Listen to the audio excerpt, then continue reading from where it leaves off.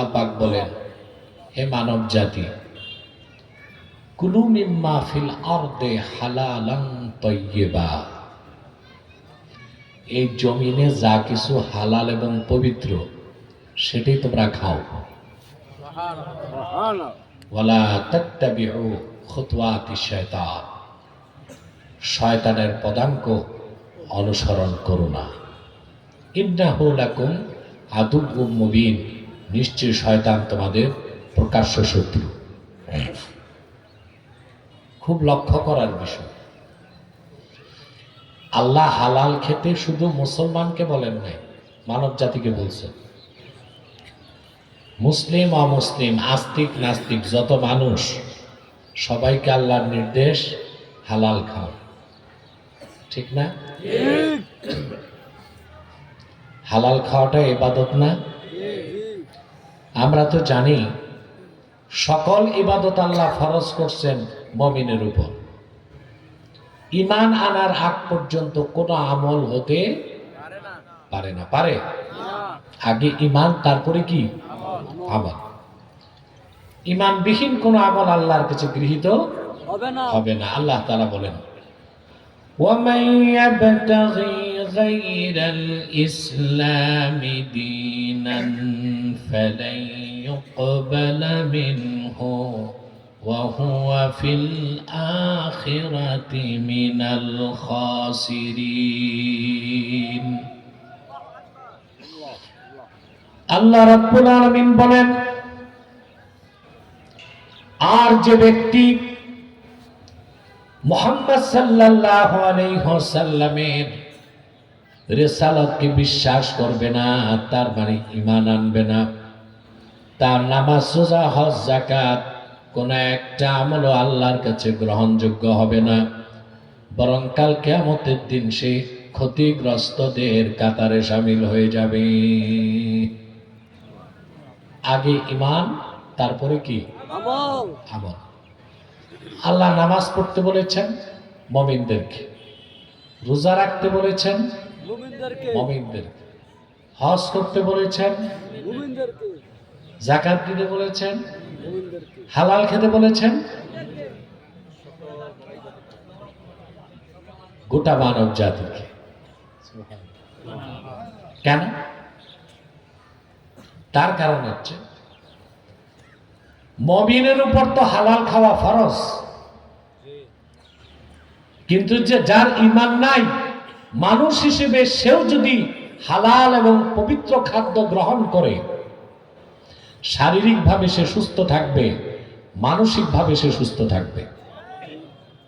এখন কাফের মুশরিক বেঈমান, তাদেরও যদি হালাল খাবার নির্দেশ করা হয়ে থাকে, তাহলে মুমিনের জন্য হালাল খাবার গুরুত্ব কত বেশি? অনেক বেশি না? যতক্ষণ পর্যন্ত আল্লাহর বান্দা হালাল না খাবে, ততক্ষণ পর্যন্ত তার নামাজ, রোজা, ইবাদত, দোয়া কবুল হবে না। এই আয়াতের তাফসীরে ইবনে কাসির রওয়ায়াত করেছেন, সাদ ইবনে আবি ওয়াক্কাস রাদিয়াল্লাহু তাআলা আনহু, তিনি আল্লাহর হাবিবকে এসে একদিন বললেন, আমার দিকে তাকান, মনোযোগ দেন। এক সাহাবী এসে আল্লাহর হাবিবকে বললেন, উদউল্লাহ আইয়াজআলানি মুস্তাজাবাদ দাওয়া। আয় আল্লাহর রাসূল, আপনি আল্লাহর কাছে আমার জন্য দোয়া করেন যেন আল্লাহ রাব্বুল আলামিন আমারে মুস্তাজাবুদ দাওয়াত বানায় দেন, মানে আমি দোয়া করলেই যেন আল্লাহ আমার দোয়া কবুল করে নেন। সুবহানাল্লাহ। এমন এক দোয়া চাইছেন যে দোয়া কবুল হলে সাহাবীর আর কিছু লাগবে না। সাহাবী বললেন, উদউল্লাহ লি আইয়াজআলানি মুস্তাজাবাদ দাওয়া, আপনি আল্লাহর কাছে আমার জন্য দোয়া করুন, আল্লাহ যেন আমাকে মুস্তাজাবুদ দাওয়াত বানায় দেন। সুবহানাল্লাহ। দোয়া করলে যেন দোয়া কবুল হয়।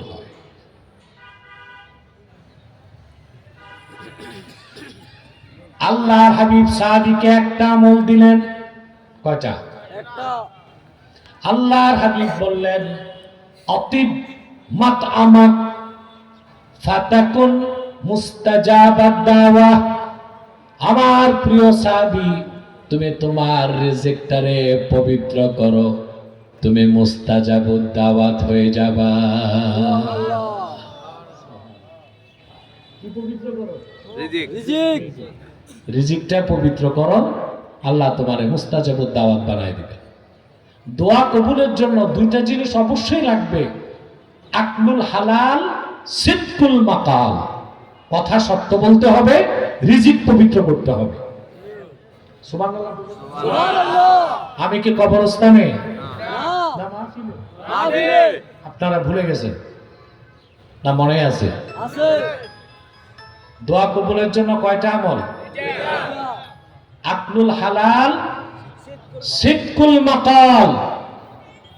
জবানকে পবিত্র করতে হবে, রিজিককে পবিত্র করতে হবে। সুবহানাল্লাহ। আমাদের জবানটাও নাপাক, রিজিকটাও। সারাদিন মিথ্যা কথা বলি, গীবত করি, শিকায়ত করি, গালিগালাজ করি, চগলখড়ি করি, জবান নাপাক। যা খাই অধিকাংশ মানুষের প্রতিটা লোকমায় সুদ আছে, ঘুষ আছে, চাঁদাবাজির টাকা আছে, দুর্নীতির টাকা আছে।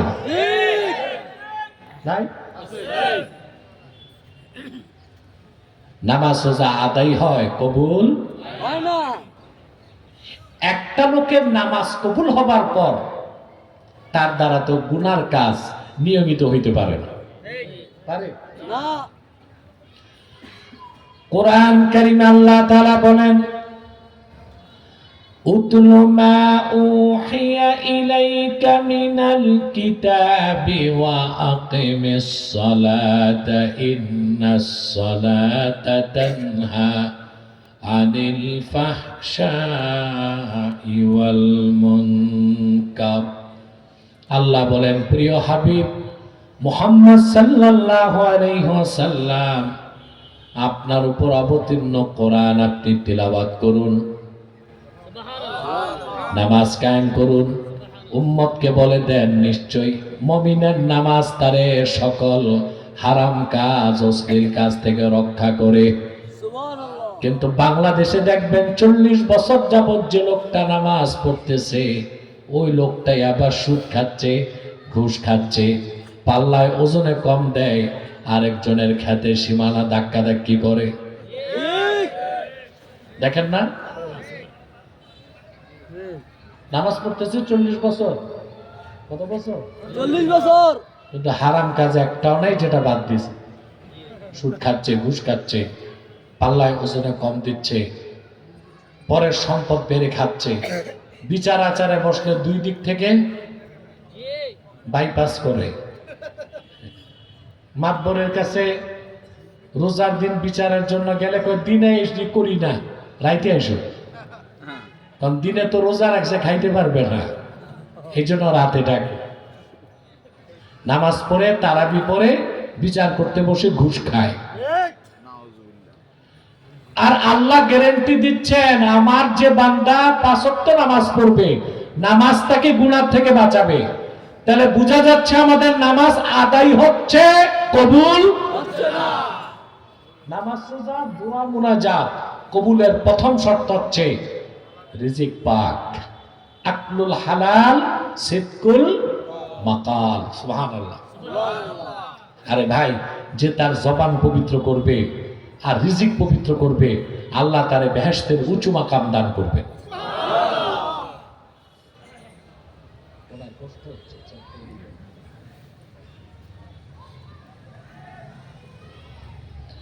কথা বুঝতেছেন? আল্লাহর হাবিব সাল্লাল্লাহু আলাইহি ওয়াসাল্লাম সাহাবায়ে কেরামকে একদিন বললেন, ইন্না ফিল জান্নাতি গুরাফা। আল্লাহর বেহেশতে কতগুলো খাস কামরা আছে। ইউরা যুহুরুহা মিন বুতুনিহা ওয়া বুতুনুহা মিন যুহুরিহা। যে কামরাগুলোর বাহির থেকে ভিতর দেখা যায়, ভিতর থেকে বাহির দেখা যায়। সুবহানাল্লাহ। আমাদের মন চায় ওই কামরায় যাইতে। আরে আমি কি মরা মানুষ নিয়ে বসলাম নাকি? আছে মন চায় যাইতে? فقام أعرابي فقال لمن هذا يا رسول الله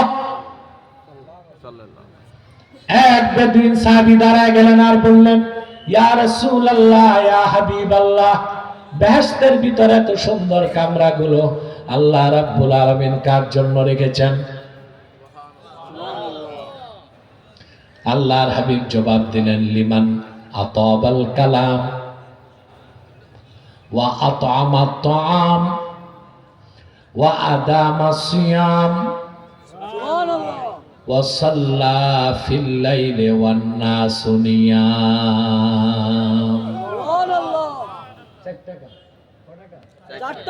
ফরজ ওয়াজিব সুন্নতের পর এই চারটা কাজ যে করবে, আল্লাহ তাকে শুধু বেহেশত দিবেন না, বেহেশতের ওই দামি কামরাগুলো তারে দিয়ে দিবেন। লিমান আতাবাল কালাম, যে তার জবানকে, কথাকে পবিত্র করলো। ওয়া আত'আমা আত-তা'আম, মানুষকে বেশি বেশি খাওয়ালো। ওয়া আদামা সিয়াম, নফল রোজা বেশি রাখলো। ওয়া সাল্লা ফিল লাইলি ওয়ান নাসু নিয়াম, নামাজ পড়লো তখন লোকেরা ঘুমায় থাকে যখন। ওইটা কোন নামাজ? তাহাজ্জুদ। রাসূলুল্লাহ বলেছেন, এই চারটা কাজ আমার উম্মত করবে, আল্লাহ তাকে বেহেশতের সেই খাস কামরা দান করবে। তাহলে একজন ব্যক্তির বড় বুজুর্গি এটাই যে সে সত্য কথা বলবে আর হালাল খাবে, জবান পাক রাখবে, রিজিক হালাল খাবে, হালাল খাবে। সুবহানাল্লাহ বলবেন। সুবহানাল্লাহ। রাসূলুল্লাহ সাল্লাল্লাহু আলাইহি ওয়াসাল্লাম সাহাবীকে শিক্ষা দিয়েছেন, তুমি তোমার রিজিকটা পবিত্র করো, তুমি মুস্তাজাবুদ দাওয়াত হয়ে যাবা। সুবহানাল্লাহ। তা আমাদের দোয়া কেন কবুল হয় না বুঝতে পারছেন? আমাদের রিজিক পবিত্র না। আরে ভাই, মুহাম্মদ সাল্লাল্লাহু আলাইহি ওয়াসাল্লামের ঈমানদার উম্মত আল্লাহর কাছে বারবার চাইবে আর আল্লাহ দিবেন না, তা হতে পারে না। ঠিক। বুখারী শরীফের হাদিস, আল্লাহ হাবিব সাল্লাল্লাহু আলাইহি সাল্লামের আপন চাচাতো ভাই আব্দুল্লাহ বিন আব্বাস, ঠিক না? রাসূলুল্লাহ তার একদিন বললেন, ইহফাজিল্লাহ ইয়াহফাজকা তাজিদহু তুজাহাক। সুবহানাল্লাহ। আমার আলেম ভাইদেরকে বলবো, হাদিসের এই মতনটা মুখস্থ রাখবেন, বিপদে পড়লে চিন্তা থাকবে না। ইহফাজিল্লাহ ইয়াহফাজকা তাজিদহু তুজাহাকা। বুখারী শরীফের হাদিস। আল্লাহর হাবিব সাল্লাল্লাহু আলাইহি সাল্লাম তার চাচাতো ভাই ইবনে আব্বাসকে বললেন, ইবনে আব্বাস, তুমি আল্লাহর হকগুলো হেফাজত করবা, আল্লাহ তোমার হেফাজত করবে। সুবহানাল্লাহ। সুবহানাল্লাহ। আরে মুসলমান, রাসূলুল্লাহর এই হাদিসের ওজন কত বেশি তুমি টের পাও না। ইহফাজিল্লাহ ইয়াহফাজকা তাজিদহু তুজাহাকা, তুমি আল্লাহর হেফাজত করবা, আল্লাহ তোমার হেফাজত করবেন। বিপদে যখনই পড়বা, আল্লাহকে সামনে পাইবা। সুবহানাল্লাহ। সুবহানাল্লাহ। তাজিদহু তুজাহাক।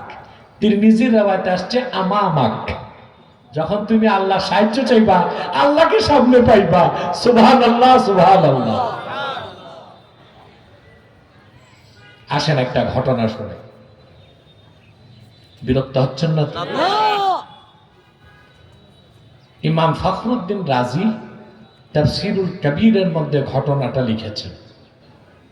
রাসূল করিম সাল্লাল্লাহু আলাইহি সাল্লামের জলিলুল কদর সাহাবী হযরত যায়েদ রাদিয়াল্লাহু তাআলা, নাম শুনছেন না? আবু বকর সিদ্দিকের নাম কোরআন কারীমে নাই, কিন্তু যায়েদের নাম সিদ্দিক আকবরের নাম কোরআন কারীমে নাই। সিদ্দিক আকবরের প্রসঙ্গ আছে, বুঝেন নাই? লা তাহজান ইন্নাল্লাহা মাআনা, সিদ্দিক আকবরের প্রসঙ্গটা কোরআন কারীমে আসছে, কিন্তু হযরত যায়েদের নামটাই এসেছে। জলিলুল কদর সাহাবী। তিনি একদিন মক্কা থেকে তাইফ যাচ্ছেন। কোথায়? ওনার সঙ্গী ছিল এক মুনাফেক। মুনাফেক বুঝেন? যার বাহিরে। তোমরা বসবা বাবা, বস। আপনারা কি বললেন? বৈশালাও না, বসে যাও না, বললো বৈশালাও।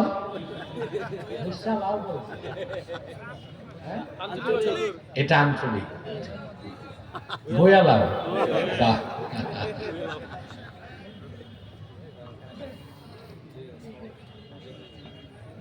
কুমিল্লার এক এক অঞ্চলের ভাষা এক এক রকম,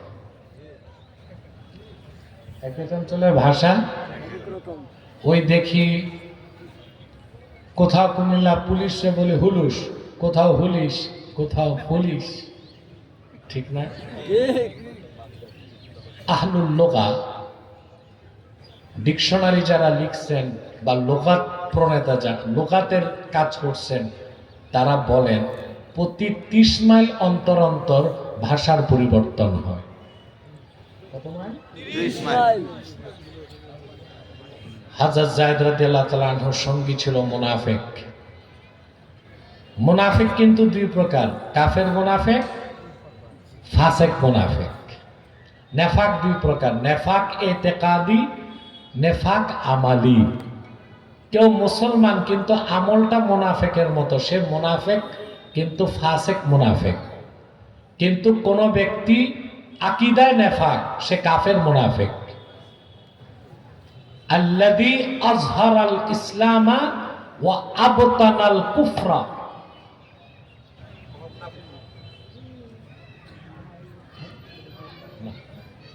কথা বুঝতেছেন? আম্মাল মুনাফিকুল কাফির ফাহুয়া আল্লাযী আযহারাল ইসলামা ওয়া আবতানাল কুফরা। যে বাইরে দেখায় আমি মুসলিম, ভিতরে কুফরি, সে হচ্ছে কাফের মুনাফিক। আমাদের দেশে বলনা ঠিক না, রাজনীতিবিদদের মধ্যে অধিকাংশই ফাসিক মুনাফিক, কিছু আছে কাফের মুনাফিক, ঠিক না? মুনাফিকের সব আলামত তাদের মধ্যে পাওয়া যায়। ইদা তুমিনা খানা ওয়া ইদা হাদ্দাসা কাযাবা ওয়া ইদা আহাদা গাদারা ওয়া ইদা খাসামা ফাজার। যখন আমানতদার বানানো হয় খেয়ানত করে, কথা যখন বলে মিথ্যা বলে, ওয়াদা করলে ভঙ্গ করে, তর্ক লাগলে গালিগালাজ করে। এরা যখন পার্লামেন্টের দায়িত্ব নেয়, শপথ পাঠ করে ওয়াদা করে দেশের বিরুদ্ধে কাজ করবে না, কিন্তু ক্ষমতায় গেলে লুটপাট করে টাকা বিদেশে পাচার করে। কথা যখন বলে মিথ্যা বলে, বলে আপনাদের জন্যই তো রাজনীতি করি, আপনাদের সেবা করতে। এর চেয়ে টাটকা মিথ্যা কথা আছে নাকি? ওয়াইদা আহাদা গাদার, যখন ওয়াদা করে ওয়াদা ভঙ্গ করে। নির্বাচনের আগে আপনাদের হাজারো আশ্বাস দিবে, গোলা ধানে ভরে দিবে, পুকুরগুলো মাছে, সোনার চামচে, রূপার বাটিতে 3 বেলা আপনাদের দুধ ভাত খাওয়াবে। পাস করার পর দেখা যায় ছাই আর মাটিও পান নাই। ওয়াদা খেলা করে। 4 নাম্বার, এরা যখন কথা বলে, ঝগড়া করে, ফাজার, অশ্লীল বাক্য বিনিময় করে। এটা সবচেয়ে বেশি দেখা যায় সংসদে। এক এমপি আরেক এমপির 14 গোষ্ঠী উদ্ধার করে। বাংলাদেশে যারাই নেতৃত্বে যায় অধিকাংশই মুনাফিক। সেজন্য বাংলাদেশের ভাগ্যের কোনো পরিবর্তন হয় না। 3 লাখ মসজিদ আছে, 10,000 মাদ্রাসা আছে, 1,98,000 পীর সাহেব আছে দেশে। আগের সরকার জরিপ করে গেছে 1,98,000। এক এক জেলায় কয়জন চিন্তা করে।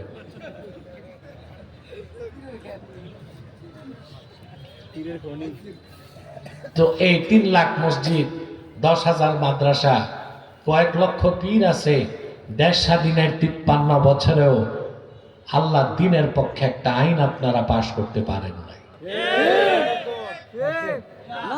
কারণ আপনারা না জনগণ 14 কোটি মুসলমান, বাট ডিপ স্টেট রাষ্ট্রের মূলে কারা? 1870 জন দেশ চালায়। কতজন? 1870। ডিপ স্টেটে যারা থাকে, আমার দৃষ্টিতে ছোটখাটো অফিসার ইউএনও টিএনও এগুলো নিয়ে 3000 ধরেন। কত? 3000 বাংলাদেশটা চালায় মাত্র 3000। এর মধ্যে 64 ডিস্ট্রিক্টের 64 পুলিশ সুপার আছে, 64 জন ডিসি আছে, ইউএনও আছে, টিএনও আছে, সচিব আছে, আমলা আছে, কামলা আছে, এমপি আছে, মন্ত্রী আছে। গুনে গুনে দেখবেন 3000-এর বেশি না। 3000-এর বেশি নাই। কিন্তু মুসলমান আছেন কত কোটি? 16 কোটি, 14 কোটি। ওই যে 3000 যারা আছে রাষ্ট্র পরিচালনায়, দূরবীন দিয়া খুঁজো খাঁটি ইমানদার একজনও পাবেন না। হয় কাফের মুনাফিক না ফাসেক মুনাফিক। যেদিন আপনারা ডিপ স্টেটে 3000-এর মধ্যে 1500 আল্লাহ আল্লাহ মুমিন পাঠাইতে পারবেন, বাংলাদেশ একটা ইসলামী সমাজে পরিণত হয়ে যাবে। আপনাদের নেতৃত্ব মুনাফিকদের হাতে, এই জন্য আপনারা পিছিয়ে পড়েছেন। আমি বলে থাকি, উদাহরণ দিয়ে থাকি, একটা বাস, এটা বিপাড়া না, পরিচয়, এখান থেকে চট্টগ্রাম যাবে, বিলাসবহুল বাস আছে না এখন, মার্সিডিজ স্ক্যানিয়া ভলভো আছে, তো 40টা সিট, সামনে 10 জন পিসাব বসছে, তারপর 10 জন মুহাদ্দিস, তারপর 10 জন সুফি দরবেশ, তারপর 10 জন সেলিব্রিটি বক্তা। বাসে সব কি আউলিয়ায়ে কেরাম। শুধু ড্রাইভিং সিটে যে বসছে সে ইয়াবাখোর, এক নেশাখোর, গাঁজা খায়। বাস কি নিরাপদে চট্টগ্রাম যাবে? তা আপনারা লাখ লাখ আলেম আছেন, 3 লাখ মসজিদ আছে, 10,000 মাদ্রাসা আছে, স্টিয়ারিং যাদের হাতে অধিকাংশই তো মুনাফিক। সেজন্য আপনারা প্রপার ডেস্টিনেশনে পৌঁছতে পারেন না। বলছিলাম মুনাফিকের কথা। মুনাফিক 2 প্রকার, কাফের মুনাফিক, ফাসিক মুনাফিক। যায়েদ রাদিয়াল্লাহু তাআলা আনহুর সাথে যে ছিল, ওটা ছিল কাফের মুনাফিক। দুজনই তাইফ যাওয়ার পর পাহাড়ের এক গুহাতে যে হযরত যায়েদ বিশ্রাম নিতে যে ঘুমায় পড়ছে। না, বুঝতেছেন? এই সুযোগে মুনাফিকটা তরবারি বের করে হযরত যায়েদ রাদিয়াল্লাহু তাআলা আনহুর সিনার উপর বসে গেছে, তাকে কতল করবে।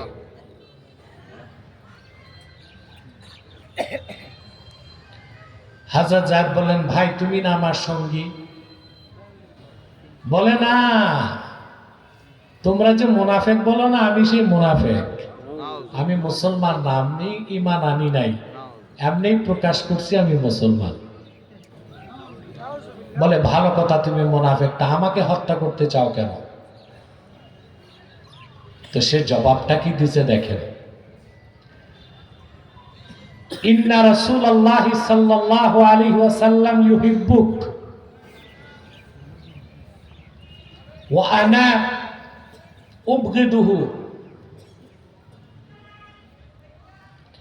মুহাম্মদ সাল্লাল্লাহু আলাইহি ওয়াসাল্লাম তোমাকে স্নেহ করেন, আর আমি মুহাম্মদ সাল্লাল্লাহু আলাইহি ওয়াসাল্লামের সাথে দুশমনি রাখি।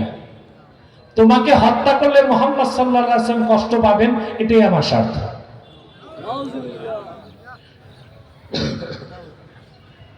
হাদিস সাক্ষ্য দেয়। হযরত যায়েদ দেখছেন মৃত্যু ধেয়ে আসছে, সাহায্যকারী কেউ নাই। আকাশ পানে তাকায়া হযরত যায়েদ আল্লাহকে ডাক দিয়েছেন, আগিসনি ইয়া রহমান, হে রহমান, তুমি ছাড়া কেউ তো আমার সাহায্যকারী নাই, তুমি আমারে সাহায্য করো। সুবহানাল্লাহ। বাস এতটুকু। একবার আল্লাহর কাছে সাহায্য চাইছে, তাৎক্ষণিক দূর থেকে ধমকের আওয়াজ। মুনাফিককে বলা হচ্ছে লা তাকতুলহু, তাকে কতল করো না। দ্বিতীয়বার আবার ধমক, তৃতীয়বার আবার ধমক। কথা শুনতেছেন? মুনাফিক তরবারি রেখে হাত পা তো বাঁধা হযরত যায়েদের, পাহাড়ের গুহার বাইরে এসে দেখে সবুজ পোশাক পরা এক লোক ঘোড়ার উপর সওয়ার, মাথায় সাদা পাগড়ি, হাতে তরবারি।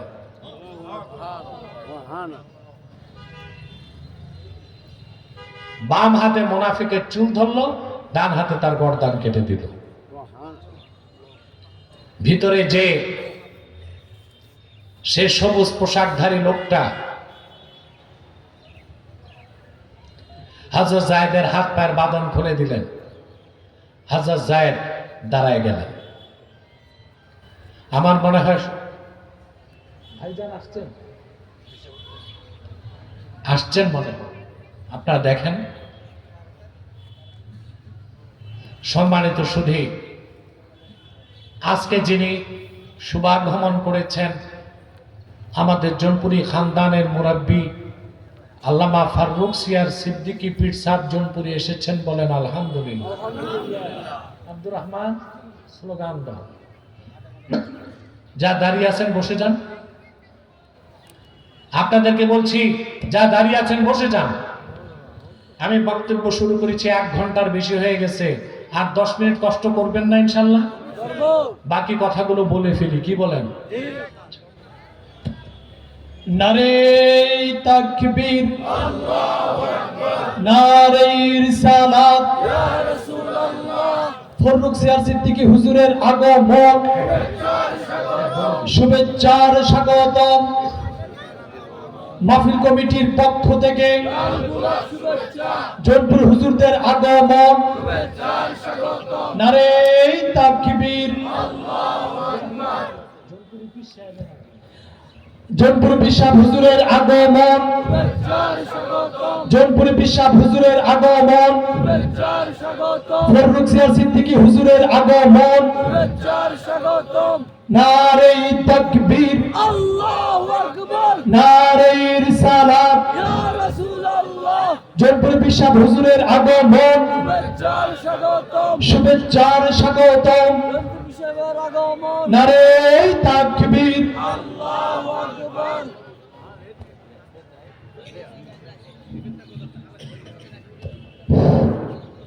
একটি ঘোষণা একটু খেয়াল করি, আমরা হেলিপোর্টের দক্ষিণ পাশে মেইলের সামনে গেটে একটা গাড়ি রাখা হয়েছে।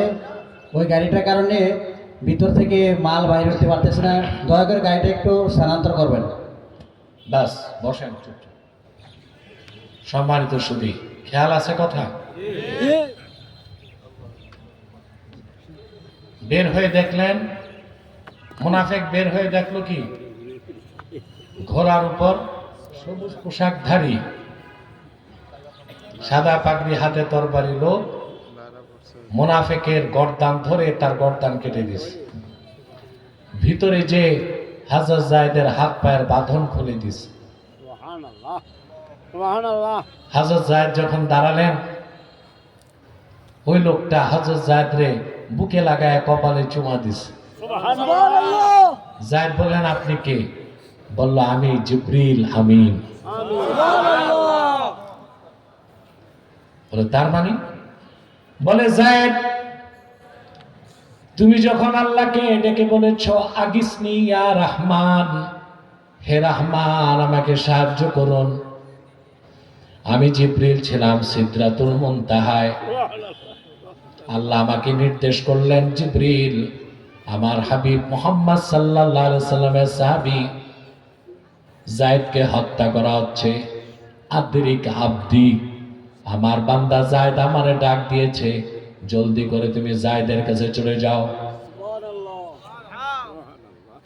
আমি ভাবলাম আমি জমিনে আস্তে আস্তে আপনাকে কতল করে ফেলবে, জন্য প্রথম ধমক দিছি তখন যখন আমি সিদরাতুল মুনতাহায়, দ্বিতীয় ধমক দিছি তখন যখন আমি প্রথম আকাশে, তৃতীয় ধমক দিছি তখন আমি তায়েফের মাটিতে। তো চিন্তা করেন, আল্লাহর হাবিবের সাহাবীগণ প্রত্যেকেই ছিলেন মুস্তাজাবুদ দাওয়াত। আল্লাহর হাবিব সাল্লাল্লাহু আলাইহি ওয়াসাল্লামের হাদিসটা মনে রাখবেন, ইহফাজিল্লাহা ইয়াহফাজকা তাজিদহু তুজাহাক। আল্লাহর হাবিব সাল্লাল্লাহু আলাইহি ওয়াসাল্লাম হযরত ইবনে আব্বাসকে বলেছেন, তুমি আল্লাহর হকগুলো হেফাজত করবা, আল্লাহ তোমার হেফাজত করবে। তা আপনার সাহায্য কার কাছে চাইবেন? আল্লাহর কাছে। না মাজারে যায় চাইবেন? আপনারা এই শিরকি কাজটা করেন বাংলাদেশে। আল্লাহর ওলিদের মাজার জিয়ারত করবেন, এটা নেক কাজ, কোনো সন্দেহ নেই। সুন্নত তরিকায় আল্লাহর কোন ওলির মাজার শরীফে যে সালাম দিয়ে সূরা ইখলাস পড়বেন, আয়াতুল কুরসি পড়বেন, ইস্তেগফার পড়ে সূরা তাকাসুর পড়ে ইসালে সওয়াব করে দিবেন। কিন্তু যে বলবেন বাবা সন্তান দাও, চাকরি হয় না, এইভাবে সাহায্য চাওয়া শিরক। এই শিরকি কাজ করবেন না, চাইবেন আল্লাহর কাছে। আর আল্লাহর কাছে চাওয়ার সময় আল্লাহর হাবিব মুহাম্মদ সাল্লাল্লাহু আলাইহি সাল্লামের ওসিলা ধরে চাইবেন। যদি আপনি ইমানদার হন, হালাল খোর হন, আপনার দোয়া কবুল হবেই হবে। তাহলে দোয়া কবুলের জন্য হালাল খেতে হবে, ইবাদত কবুলের জন্য হালাল খেতে হবে। রাজি আছেন? হাদিস সাক্ষ্য দেয়, আল্লাহর হাবিব ইরশাদ করেছেন, মান দাখালা ফি বাতনিহি লুকমাতু হারামিন লা ইউস্তাজাবু দুআউহু 40 ইয়াওমা। এক লোকমা হারাম খাদ্য, সুদের টাকা, ঘুষের টাকা, চাঁদাবাজির টাকা, দুর্নীতির টাকা, এক লোকমা হারাম খাদ্য যার পেটে ঢুকবে 40 দিন তার ইবাদত কবুল হবে না। কতদিন? 40 দিন। কয় লোকমা? দেখান তো এক লোকমা। জি না, আপনার তো কোদালের মতো খান, এই জন্য এইভাবে দেখেন। এটা হচ্ছে 3 আঙ্গুল, এই 3 আঙ্গুল পরিমাণ হচ্ছে এক লোকমা। এই এক লোকমা হারাম যার পেটে যাবে 40 দিন ইবাদত কবুল হবে না। এখন আপনি 40 বছর নামাজ পড়তেছেন কিন্তু সুদ খাচ্ছেন, আপনার নামাজ আদায় হচ্ছে, কবুল হচ্ছে না। তো ওই নামাজ পড়লে কি আপনি গুনাহ ছাড়বেন? না। কথা বলেন না।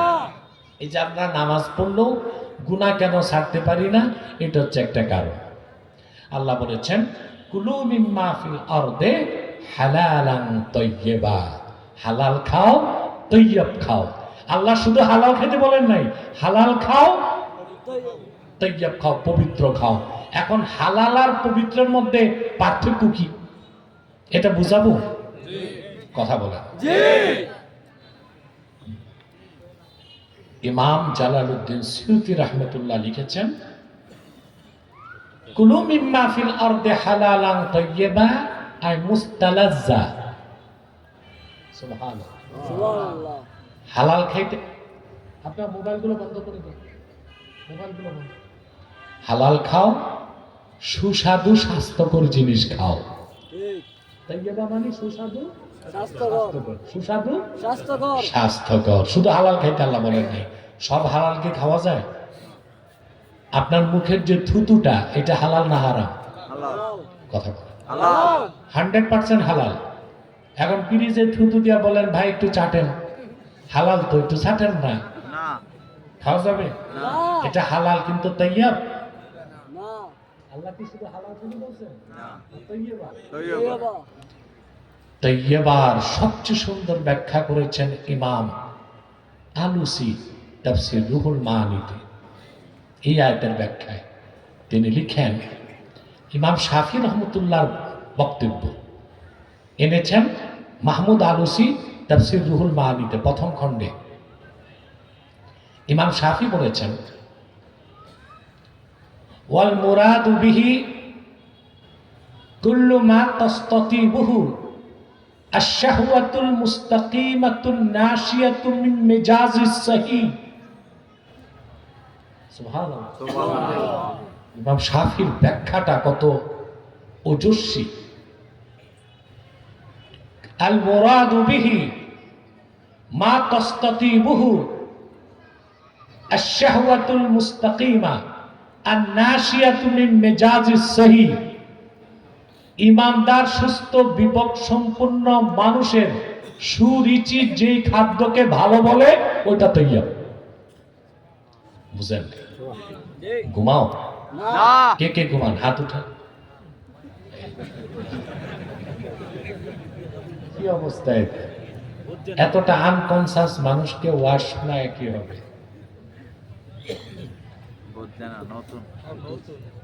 কথা বুঝতেছেন? এখন খ্রিস্টানরা কি খায়? শুয়োর খায়, ঠিক না?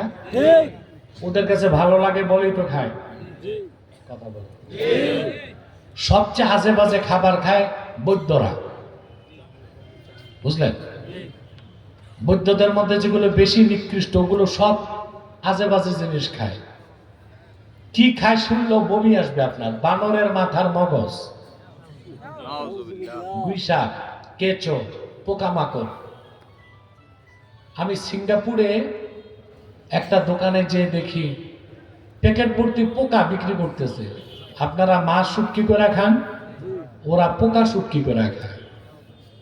এগুলো মানুষ কিনে নিয়ে যায় খায়। এই কুখাদ্য খায় বলেই তো ওদের মাথাও ঠিক থাকে না। পৃথিবীতে জরিপ করে দেখা গেছে সবচেয়ে বেশি পাগল বার্মাতে। কোথায়? ওরা বৈধ না, ওরা গরিব, এই জন্য বেশি কি খায়? জঙ্গলের পোকামাকড় খায়, পাগল হয় বেশি। আর আমি দেখছি বার্মার পর সবচেয়ে বেশি পাগল ঢাকা বিশ্ববিদ্যালয়। বুঝলেন? এখন পাগল একটু কমছে, বুদ্ধিজীবীরা তো এখন নাই মাঠে, সব পালাইছে। তবে এখনো ফরহাদ মজহার বহাল তবিয়তে আছে, এটা আরো বড় পাগল। আমি 100% নিশ্চয়তার সাথে বলতে পারি তার পাবনাতে ভর্তি রেখে কিছুদিন মাথার ট্রিটমেন্ট হওয়া উচিত। সমন্বয়কদের মাথা নষ্ট করে এসে, বুঝলেন? তাকে আমি ডিবেটের চ্যালেঞ্জ করছি, রাজি হয় না, রাজি হয় না। সম্মানিত সুধী, তাহলে হালালান তাইয়্যিবা, কোনটা তাইয়্যিব খাদ্য? মা তাস্তাতিবুহু আশ-শাহওয়াতুল মুস্তাকিমা আন-নাশিয়াতু মিন মিজাজিস সহি। সুস্থ বিবেক সম্পন্ন মানুষের সুরুচি যেটাকে ভালো খাদ্য বলে ওটা তাইয়্যিব। সুবহানাল্লাহ বলবেন। এখন যার ঈমান নাই তার বিবেক কি ঠিক আছে? যার ঈমান নাই তার রুচি ঠিক আছে? এই জন্য বলছি খাঁটি ঈমানদার যেটাকে ভালো খাদ্য বলে ওটা তাইয়্যিব। এটা কি শর্ত? হচ্ছে হালাল হতে হবে। কি হতে হবে? হালালান তাইয়্যিবা। সুবহানাল্লাহ। এখন আসেন একটা মাসালা বলি। সিগারেট খাওয়া কি হারাম? কেউ বলবেন হারাম, কেউ বলবেন মাকরুহ, ঠিক না? এখন এতে তো কারো কোনো সন্দেহ নাই যে সিগারেট পান করা মাকরুহে তাহরিমা, কারিবুল হারাম, ঠিক না? কিন্তু সিলেট আর চিটাগাঙ্গে কিছু মৌলবী সাহেব সিগারেট খাওয়ারে হালাল মনে করে। ওনারা খায়, মেহমান গেলে এটারে অভ্যর্থনায় দেয়।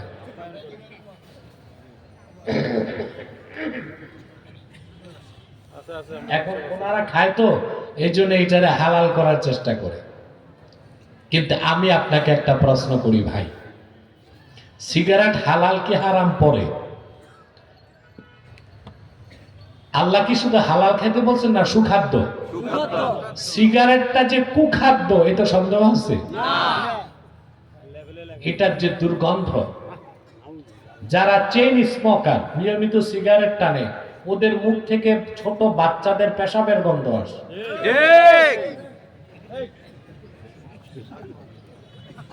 আলেমদের সাথে দেখা করতে আসলে আবার কুলি করে লেবেন চোষ একটা দেয়, তখন নিকোটিনের গন্ধ, আর এই লেবেন চোষের গন্ধ মিশে আর উদ্ভট গন্ধ হয়। তাহলে সিগারেটটা কুখাদ্য, এতে সন্দেহ নাই। হালাল কি হারাম পরে, খাদ্যটা তো কুখাদ্য, অতএব তা কোনোদিন খাওয়া যেতে পারে না। আর উলামায়ে আরব সবাই একমত সিগারেট খাওয়া হারাম, উলামায়ে হিন্দ একমত সিগারেট খাওয়া মাকরুহে তাহরিমা। আপনাকে খেতে হবে হালালান তাইয়্যিবা। সুবহানাল্লাহ। এখন আসেন,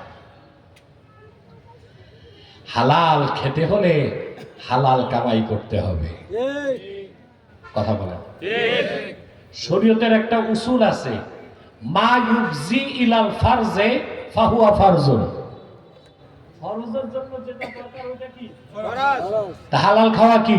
ফরজ। এই তোমরা উঠছো কেন? শরম নাই?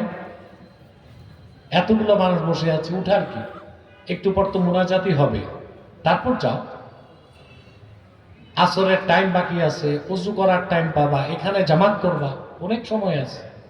আপনারা বসেন, মাহফিলে বসেন, কিছু কিছু ফাঁকে ফাঁকে জায়গা আছে, ওখানে বসলে পরিবেশটা কত সুন্দর হয় না? তো বলেন তো, হালাল খাওয়া কি ফরজ? হালাল খাওয়া ফরজ, তাহলে হালাল কামাই করা কি ফরজ? সেজন্য হাদিসে এসেছে, আল্লাহর হাবিব ইরশাদ করেছেন, কাসবুল হালালি ফারিদাতুন বাদাল ফারিদা। নামাজ ফরজের পর সবচেয়ে বড় ফরজ হচ্ছে হালাল কামাই করা। দেখেন না আল্লাহ কোরআন কারীমে কি বলেছেন? আল্লাহ পাক বলেছেন, ইযা নুদিয়া লিস-সালাতি মিন ইয়াউমিল জুমআতি ফাসআউ ইলা যিকরিল্লাহি ওয়া দারুল বাই'।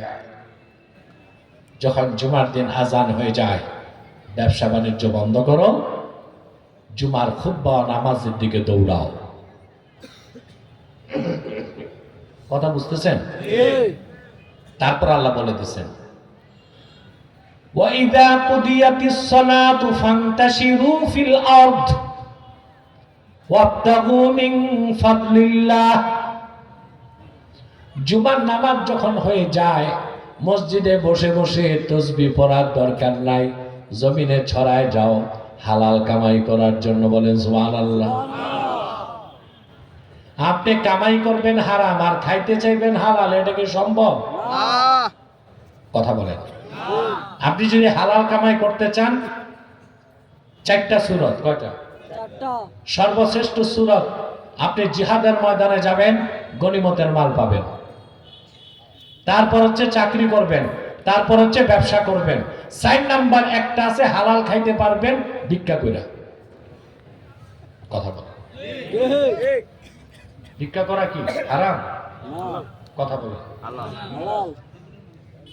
ঠিক আছে, জীবন বাঁচাতে ভিক্ষা করলে। এখন কোনটা করবেন? জিহাদের ময়দানে যে গনিমতের মাল পাবেন, ওই সৌভাগ্য তো হয়নি আপনাদের। তরবারি তো ধরতে শিখেন নাই। আপনাকে চাকরি করতে হবে, নয় ব্যবসা, নইলে তাইলে হালাল খেতে হলে হালাল কামাই করতে হবে। হারাম কামাইয়ের মধ্যে সবচেয়ে নিকৃষ্ট হচ্ছে সুদ, তারপরে ঘুষ। আজ আপনাদের ঘরে ঘরে সুদ ঢুকে গেছে।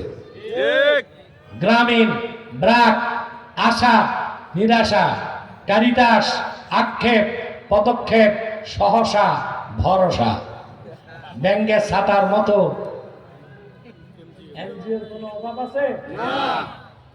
সব সুদ, সব হারাম। সুদের ব্যাপারে একটা কথাই বলে যাই, আকলু দিরহামিন মিনার রিবা আশাদ্দু মিন 33 জানিয়া।